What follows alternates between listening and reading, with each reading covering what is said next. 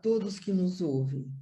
Muito obrigada ao comitê organizador do terceiro Congresso Mundial de Transdisciplinaridade pela realização desse magno evento. Hoje é a quinta vez que o Centro de Educação Transdisciplinar, o CETRANS, do Brasil, se apresenta na modalidade virtual desse congresso.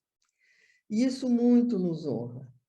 Na nossa primeira aparição, em dezembro de 2020, falamos de saúde e transdisciplinaridade. E nesse ano, em 2021, em fevereiro, abordamos o tema corporificação do ser.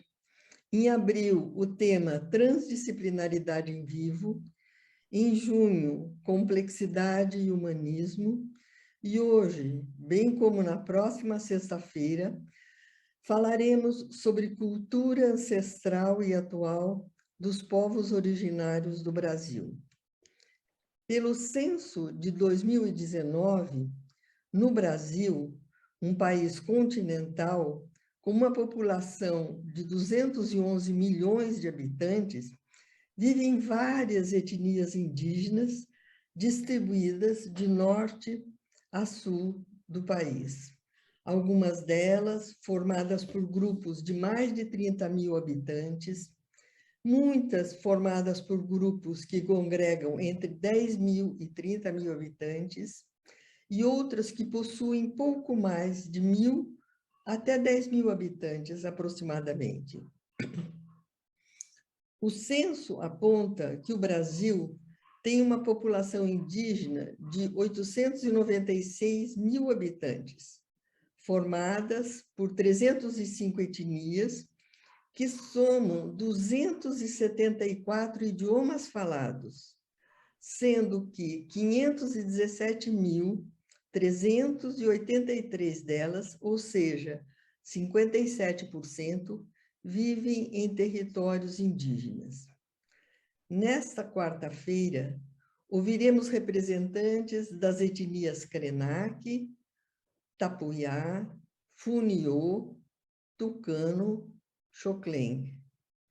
Primeiramente, ouviremos o Cacaverá, que se apresentará a uma cosmovisão dos Guaranis. Depois, Dayara Tucano e Valderez Cocta Priprá abordarão questões relativas à expressão contemporânea da ancestralidade indígena, no seu conhecimento, sua sabedoria, sua arte. Passo agora a palavra a Vicente Góes e Marta de Lima, mediadores dessa sessão, que desde janeiro, através de uma dinâmica formativa de natureza transdisciplinar, conjuntamente com palestrantes dessa semana do CETRANS, constituíram o que ouviremos hoje e na próxima sexta-feira. Vicente, a palavra é sua. Obrigada a todos que nos ouvem. Obrigado, Maria, pelas palavras. Começo essa fala lendo um texto escrito e olhando para baixo, pois nesta semana tudo falará ao simbólico, ao sentido que as palavras têm junto ao gesto que as acompanha, junto à qualidade de ser que evocam. Assim, este gesto de ler um código sem criar uma conexão viva com meus interlocutores não é inconsequente, mas sim traduz um intelectualismo desprovido de uma ponte com o vivo e com a vida. A transdisciplinaridade se propõe a transformação deste olhar no conhecimento. Confio que muito do que nascerá aqui, pois as palavras vivas sempre nascem, por mais que sejam repetidas, fará com que espectadoras e espectadores de todo o mundo despertem para o gesto que vocês poderão, neste momento, acompanhar, ao seguirem a passagem de um olhar que lê um texto para outro, que mira. Nesse instante, agora, eu não leio mais um texto, e preciso estar aqui com um coração pulsante e aberto, agradecendo principalmente a Marta de Lima, que é a coluna vertebral desse processo e sustentou todas as dificuldades que a gente enfrentou, né, para congregar essas falas de alma que vão estar aqui conosco. Eu convido os espectadores, então, a abrirem os corações e as almas para essas falas, pois elas não se tratam de uma teoria, elas não se tratam de um conceito, elas se tratam da própria vida, falando através de seres humanos, que nós soubemos escutar. Muito obrigado a todos. Agora, Marta, é com você. Obrigada, Vicente. Obrigada a todos, é muita emoção de estar aqui nesse evento grandioso. Agradeço a Maria, Julieta Aidar, e a todos que contribuíram para que esse momento acontecesse.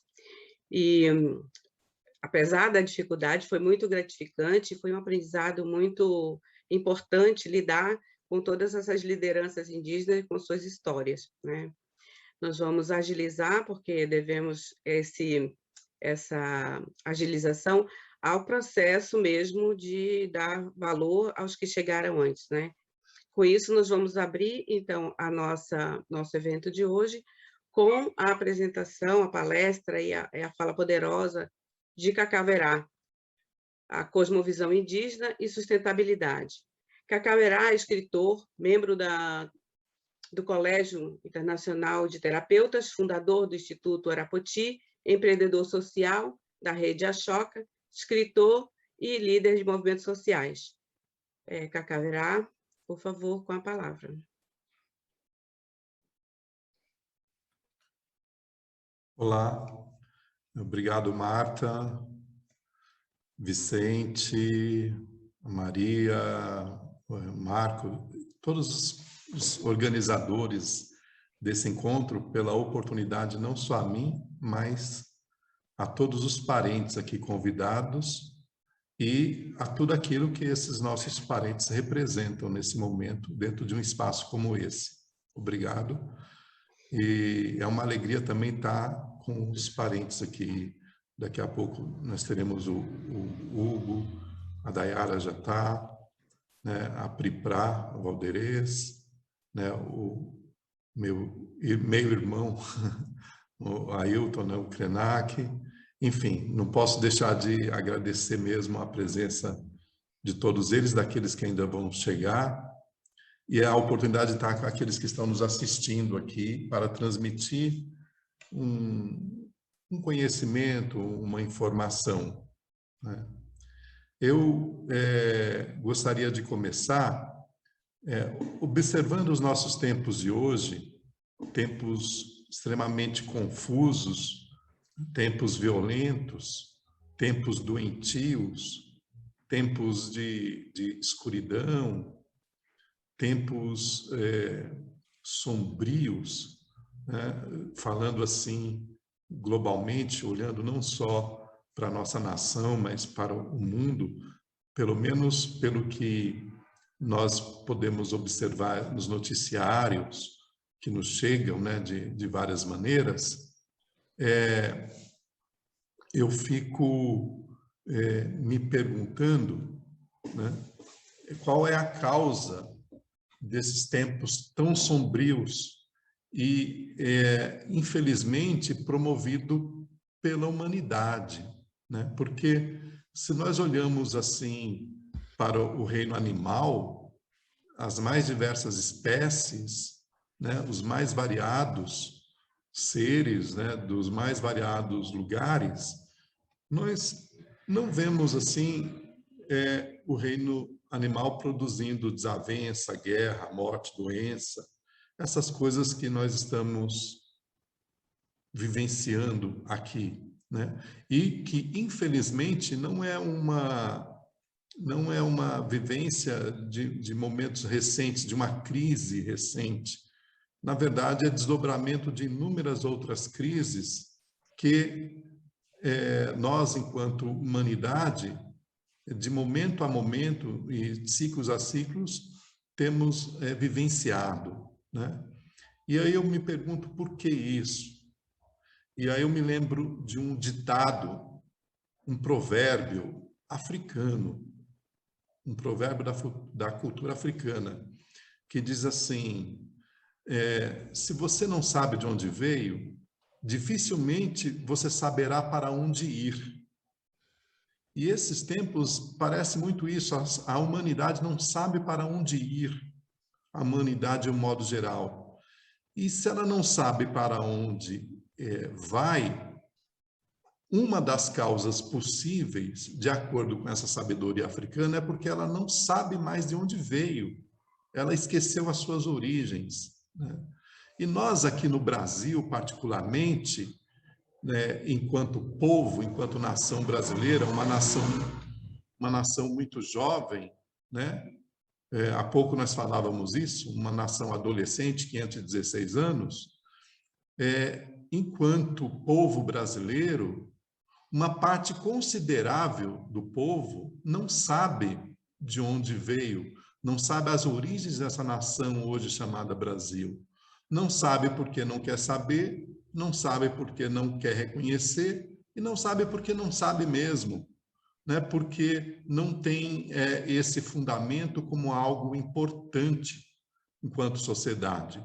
O fundamento da ancestralidade, o fundamento da importância da ancestralidade, o fundamento da importância das origens. Então, quando num congresso como este, num encontro como este, se dá espaço a estas participações todas dos meus colegas, das minhas colegas, isso para mim é realmente um motivo de esperança e de expectativa, porque cada um dos meus amigos, das minhas amigas aqui, vão trazer, com certeza, inevitavelmente, memórias de origem, né? E o que eu vou trazer aqui, dentro desse contexto, tem a ver com esse princípio do reconhecimento da importância das nossas origens, da nossa ancestralidade, que está marcado particularmente na tradição tupi, que eu vou reportar aqui, né? Mas nas inúmeras outras tradições, isso é um ponto comum a nós todos, né? Esse reconhecimento do lugar de onde viemos, né?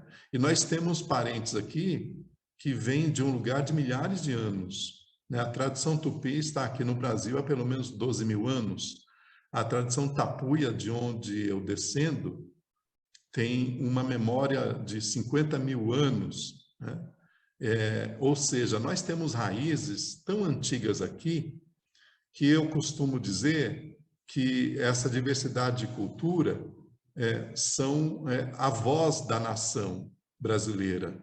E a nação brasileira é um adolescente que ainda não reconhece nem seus pais, nem seus avós, e fica perdido produzindo coisas terríveis, né? No cotidiano e nas relações. Então, dentro dessa ideia da importância da origem, a tradição tupi construiu, ao longo da sua história, ao longo da sua memória, um sistema que se estrutura a partir da manutenção da memória de princípios que nos origina, de princípios que nos estrutura, que nos conecta com o nosso centro original, né? E esse sistema de princípios, na língua tupi, é chamado de Aivu Rapta, né? O termo Aivu é um termo que na língua tupi se designa para o ser, mas literalmente também significa sopro. Ser e sopro é algo que é uma coisa só para essa tradição. Iraptá significa os fundamentos, né? Os fundamentos do ser, os fundamentos da vida, né? E, de acordo com a Aivuraptá, a nossa origem em comum, a origem minha e sua, de quem nos ouve, é antes de mais nada, a Mãe Terra. Somos todos filhos da Terra. Isso é o que eu tenho falado, que meus parentes têm falado, não só os parentes do Brasil, mas de todas as partes da América. Isso é algo, para nós, tão óbvio como quando você tem sede e bebe água. Mas quando a gente fala isso, eu percebo que muitas pessoas acham que é uma metáfora bonita que os povos indígenas gostam de dizer que nós somos filhos da terra. Não é uma metáfora.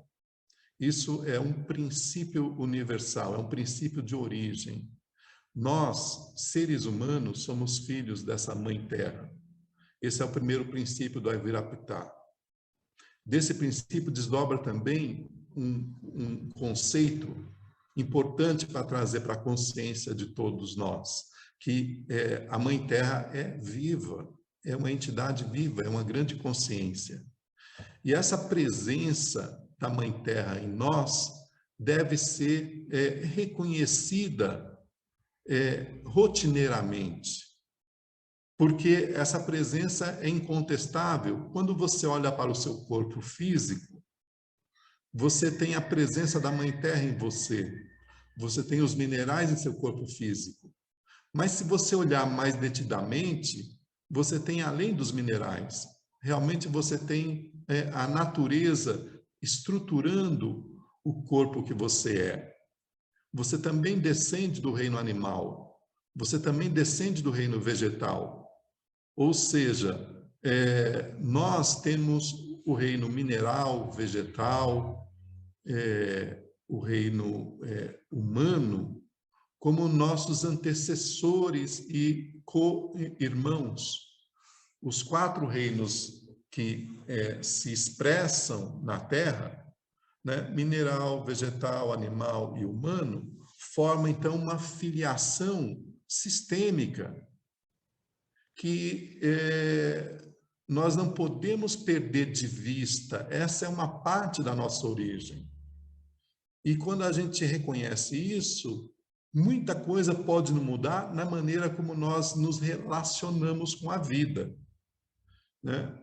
Um outro ponto do Aivurapitá diz também que, como a Terra é nossa mãe, nós também temos um pai, que é um mistério do ponto de vista de expressão da identidade desse pai, mas é uma presença, porque é nada mais, nada menos do que o universo, o céu, né? O dia e a noite se entrelaçando, o tempo, né, passando através de nós, são expressões desse mistério que é infinito, divino, e que nós reconhecemos como uma grande unidade, de onde a nossa parte não visível, de onde a nossa parte imaterial,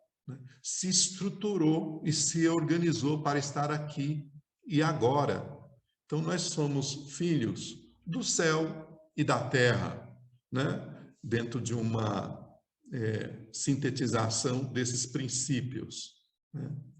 E entre esse céu e essa terra que nós somos, nós fomos ao longo dos tempos sendo modelados, sendo engendrados, sendo estruturados silenciosamente, mas consciencialmente pelas forças da natureza, né? É por isso que em todas as culturas indígenas, essa cosmovisão e essa cosmogonia, ela é quase única, ela tem variações, mas é esse mesmo reconhecimento.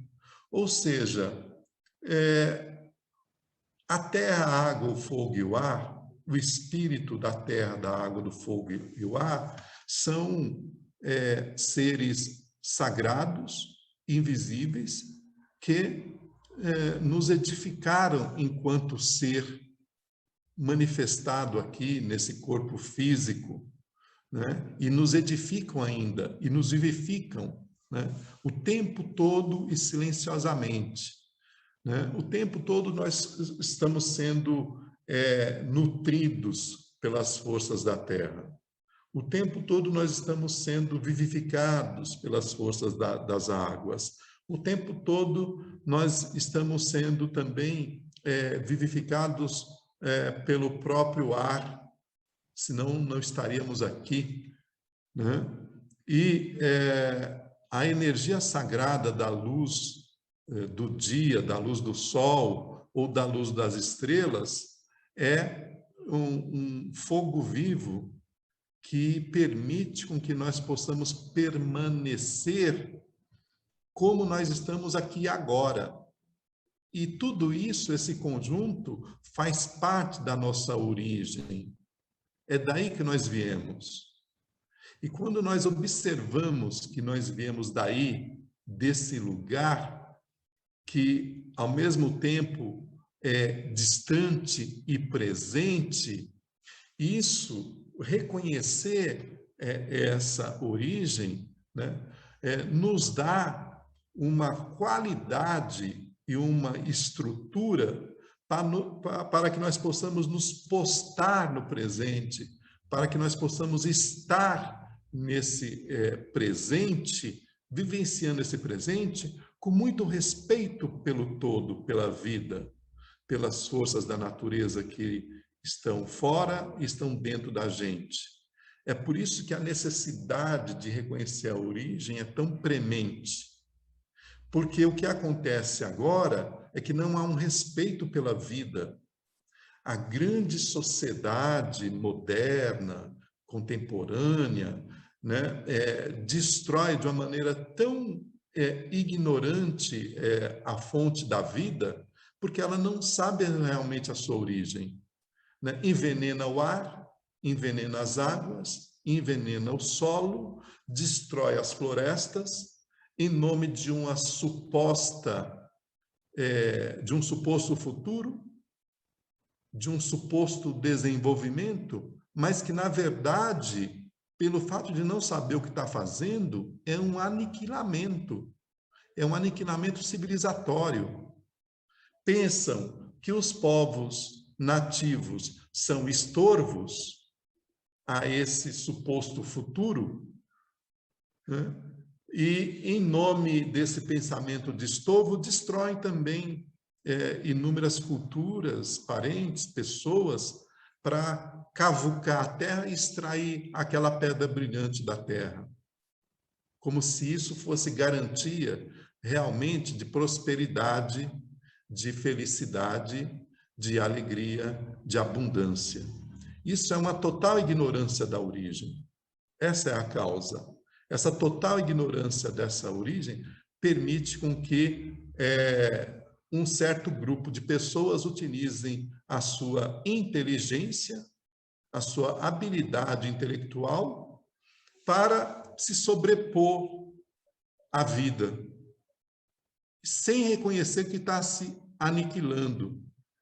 E chegou num ponto de tal gravidade que está conseguindo fazer com que o próprio clima do mundo entre pelo avesso, fazendo frio onde tem que ser calor, fazendo calor onde tem que ser frio, faltando água onde nunca faltou, inundando desertos onde antes era simplesmente um espaço de descanso, de repouso da terra.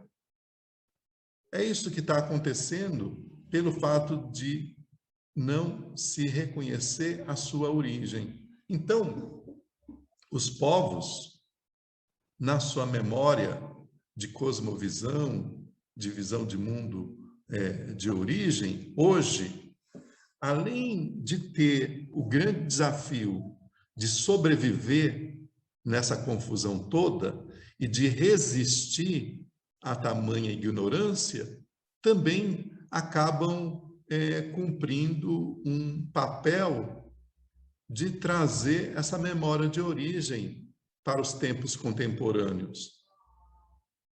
E na minha percepção, somente recobrando essa memória de origem, nós podemos ter a condição de mudar esse paradigma destrutivo que nós, enquanto humanidade, estamos vivenciando. Esse, para mim, é o primeiro ponto para haver um presente, né? Rever esse paradigma de sociedade, né? Aliar a um novo paradigma o reconhecimento das memórias de origem. Isso vai permitir haver o que eu posso chamar aqui de uma possível regeneração da humanidade. É imprescindível que a humanidade assuma a necessidade de uma regeneração de si mesma. E a palavra regenerar é, mais uma vez, retornar à origem, né? A grande doença que nós estamos vivenciando é algo que vai além dessa pandemia, né?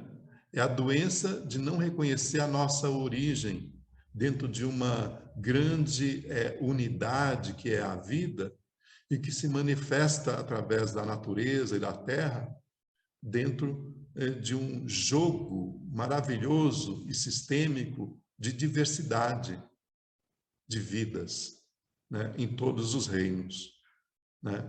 Então, no Aivurapitá, de algum modo, os antigos sábios perceberam a necessidade de marcar na sua memória esses princípios de onde nós viemos, para que nós não possamos deixar de seguir adiante, né?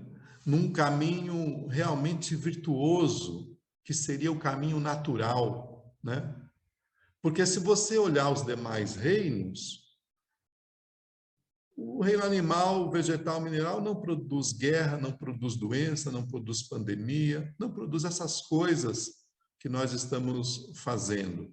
Porque simplesmente eles respiram e avançam de acordo com o centro de origem. Seja instintivamente, intuitivamente, empiricamente, eles avançam de acordo com o que é a natureza imemorial de cada um deles, né? Então, nessa minha fala, né, eu venho para trazer esses princípios, né, que fazem parte de toda uma matriz cultural, que é a matriz tupi, né, que, por sua vez, dessa matriz tupi se desdobrou em pelo menos 187 etnias dessa mesma matriz, e que guarda essa memória e que tem uma certa necessidade de fazer com que ela seja pelo menos ouvida para promover reflexão, né? Nos tempos de hoje. Se há alguma coisa que nós podemos fazer, né, em prol da vida, no mínimo, procurar sensibilizar para essa memória de origem do que nós somos, né? E para me encerrar aqui, é importante trazer de volta esse reconhecimento e lembrar a humanidade que não existe nada que floresça, seja a tecnologia mais avançada, um computador, um foguete que vai no espaço, que não venha da Terra, que não provenha dessa grande mãe. Toda a nossa vida, o lugar onde nós moramos, a roupa que vestimos, a tecnologia que usufruímos, tudo, exatamente tudo, vem dessa origem matricial, e precisamos aprender, não de uma maneira étnica, mas de uma maneira realmente global, aprender verdadeiramente a manifestar o nosso cuidado com a terra, com a natureza. Não só respeito.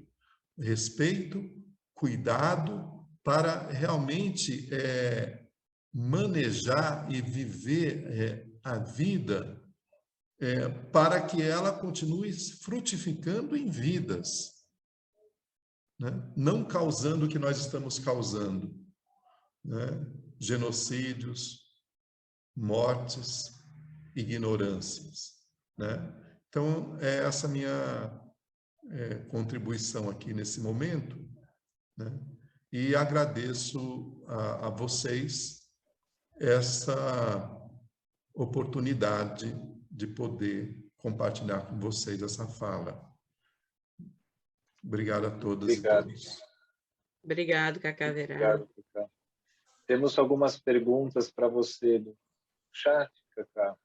Vitória, por exemplo, pergunta: como se dá a relação de ser e sopro que você mencionou? Eu não sei se eu faço todas as perguntas e você faz uma fala que possa tocar todas.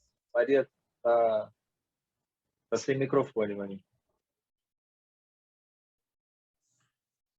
Oi, Vicente. Maria está sem microfone. É melhor fazer uma pergunta de cada vez, Vicente. Tá bem.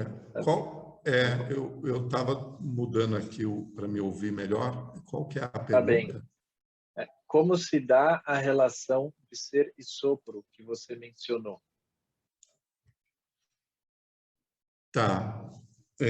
Como se dá a relação do ser e sopro? Bom, nessa cosmovisão, a vida se manifesta ao mesmo tempo e aqui e agora em 3 macrodimensões que a gente chama de mundo do alto, mundo do meio e mundo de baixo. Esse mundo do alto é a dimensão da origem de onde toda a vida emana, onde nós podemos perceber como luz.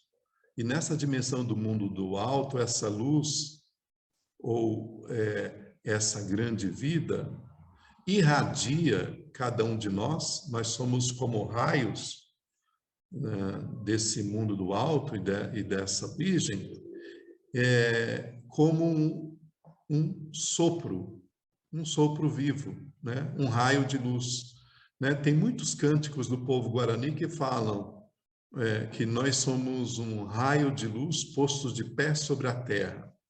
Enquanto raio de luz, somos um sopro imaterial. E essa passagem do sopro para o ser se dá quando esse sopro imaterial se corporifica, né? Se organiza num corpo físico, num corpo material, e passamos a ter um sopro dentro de uma casa viva chamada corpo. E aí deixamos de nos tornar Aivu e nos tornamos um Avá, né? Avá é o nome do ser corporificado, né? Você, Vicente, é um Avá. Eu sou um Avá, no sentido de um ser corporificado. E quando esse corpo, quando nós deixamos de habitar esse corpo, nós retornamos a ser Aivu, um sopro infinito, né? Um raio infinito do Criador. Muito obrigado, Cacá. Obrigado. Temos mais uma pergunta. Diz assim: como poderíamos ajudar a mostrar a nossa origem e com isso ajudar a salvar o planeta?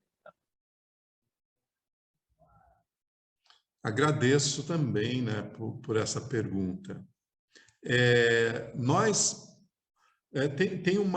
Tem uma expressão do povo dos xamãs, né, dos pajés, do povo tolteca. Tem uma expressão que diz o seguinte, que em muitos momentos da nossa vida é necessário parar o mundo. Quando nós chegamos em determinados pontos de crises e de confusões, tem que parar o mundo. Então, a primeira coisa para ajudar no nível individual é parar esse mundo que você está construindo, esse mundo de determinadas crenças que são na verdade, e observar quais delas são, as crenças destrutivas que nós temos sobre nós mesmos e sobre nossa relação com o lar onde a gente habita. Seja esse lar a nossa casa física, seja esse lar o ambiente. Então, a primeira coisa é parar esse mundo de crenças que a gente carrega dentro, para esse mundo. Para ele e observa, para você separar o joio do trigo, para você separar o que é crença destrutiva que você está repetindo no seu cotidiano, no seu dia a dia, para com você mesmo ou para com o outro, e rever esse sistema. E o segundo momento, o segundo ponto para você ajudar, é realmente fazer um exercício que pode ser silencioso, para você perceber a presença dessa origem em você. Isso são passos assim individuais para você ajudar, porque quando você ajuda primeiro a si mesmo a recobrar sua conexão consciente com a origem, na sequência você vai poder realmente prestar outros tipos de ajuda. Por exemplo, agora vamos trazer para outros também bem práticos e mais sociais. Por exemplo, nesse momento, se tornar ativo em relação a todo esse caos que acontece com os ecossistemas. Deixar a tua voz, a tua presença, fortalecer os grupos e as inúmeras pessoas que estão aí buscando combater a ignorância que estão fazendo com relação, por exemplo, à floresta amazônica, à Mata Atlântica, às caatingas, ao cerrado, né? Combater no bom sentido, não combater de provocar outra guerra, combater no sentido de ser um colaborador para sairmos da ignorância do que nós estamos fazendo, né? Combater, por exemplo, nesse momento, enquanto nós estamos aqui, está correndo uma lei no Congresso Nacional que tira algo que nós conseguimos constitucionalmente, que é o nosso direito ao nosso território, aos territórios sagrados, aos territórios tradicionais dos povos. E a própria ONU já tem estudo dizendo que onde tem território indígena, tem equilíbrio climático no planeta. A ONU está dizendo isso. Então, você pode ajudar, então, por exemplo, observando determinadas arbitrariedades inconstitucionais que estão procurando fazer com os povos indígenas e defender, não para defender os povos indígenas, para defender justamente essa necessidade de regeneração da nossa origem. E passa por isso. Não como uma ação política ideológica, mas como uma ação política para a vida na Terra, para a vida humana continuar. São algumas maneiras que você pode ajudar. Eu vou fazer, Vicente, eu vou fazer a pergunta aqui do chat. O Daniel Silva pergunta: Cacá, você tem alguma sugestão de aumentar, de acelerar, de ampliar o diálogo de saberes, culturas e experiências entre os povos originários e os não originários? E eu já vou emendar com a da Silvia também, que além dessas memórias de origem, quais são os caminhos e como é possível que a humanidade se regenere? Então, são duas perguntas que têm a ver. No início, a primeira parte eu perdi aqui. Tá. Você tem alguma sugestão de como aumentar, de acelerar, de ampliar o diálogo de saberes, culturas e experiências? Para aumentar o diálogo de saberes, nós precisamos da educação. Todas as dimensões e espaços da educação, a educação pública, a educação privada, as instituições como essa, nós precisamos que esse espaço esteja diariamente disponível para a fala, para a expressão dos inúmeros representantes dessa reconexão com a origem. Porque é a educação que forma, as instituições que formam as reflexões, as possibilidades de mudança de paradigma. Nós precisamos ampliar nossa presença na educação em todos os níveis e áreas de educação, né? Eu acho que isso potencializa muito. Se a gente for ver a história do Brasil, né, a primeira coisa que introduziram depois da invasão aqui no Brasil foi um colégio. E esse colégio marca o nascimento do Brasil. O Colégio de Piratininga, lá em São Paulo, que é o marco civilizatório, né, da nação brasileira. Por que eles fizeram isso? Porque sabem que é através da educação que você realmente semeia coisas. Mas você pode semear coisas boas e pode semear coisas ruins, né? Então, nós precisamos semear coisas boas pela educação, sendo que uma dessas coisas é levar esses conhecimentos, essa memória de origem para as gerações do presente, né? Eu acho que esse é um bom espaço, né, que multiplica e tal. E a outro ponto da sua questão lá no final, de alguma maneira está ligado a outra coisa que o Vicente perguntou, e também a questão da regeneração, que passa por parar o mundo, né? Parar o mundo isso que nós estamos fazendo, por exemplo, estamos parando o mundo, estamos parando as nossas ideias já estratificadas sobre as coisas, sobre a vida, e dando oportunidade de outras ideias serem trazidas, né? Tem um pouco a ver com isso. A regeneração passa por uma regeneração de paradigmas. Sair do paradigma da escravização, que a gente ainda vive, né, para entrar para um paradigma da cooperação, que a gente ainda não vive, né? Eu costumo dizer que essa sociedade dita sofisticada, contemporânea e civilizada ainda vive num paradigma pré-tribal, que é cada um por si e primeiro a minha sobrevivência pessoal e da minha família. Até isso é até um slogan nacional, né? É pré-tribal isso. Se você for olhar na história, se você for olhar antropologicamente, esse tipo de paradigma que a sociedade não indígena vive é pré-tribal. E o paradigma tribal é um paradigma de cooperação, de comunidade, de comum unidade com a natureza e com as relações. Então, é uma questão de mudança de paradigma, de amadurecimento.